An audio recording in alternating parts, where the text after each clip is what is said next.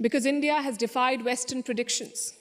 It's the world's largest democracy charting its own course. India today has shed the burden of trying to comply with Western constructs.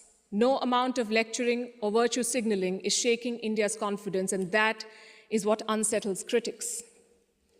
There are hit-and-run experts with no accountability who make pronouncements based on their political leanings to create an anti-India narrative.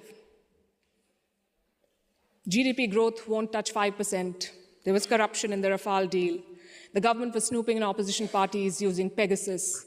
All of these make for juicy headlines. And they make it look like everything is wrong in India.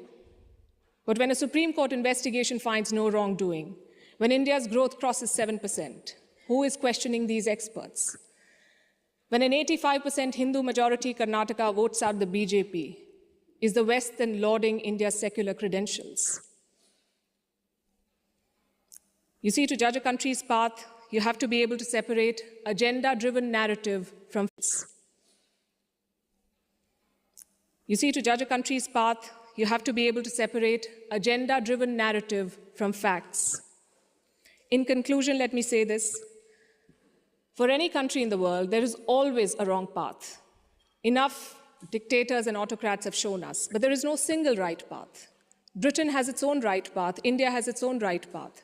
As long as democracy is respected, as long as the Constitution is respected, I would say to each their own. It is wrong to judge one country on the parameters of another. And that has been the beauty of India since 2014. We've uplifted 140 million people out of poverty. We did so while conducting free and fair elections, dozens of them.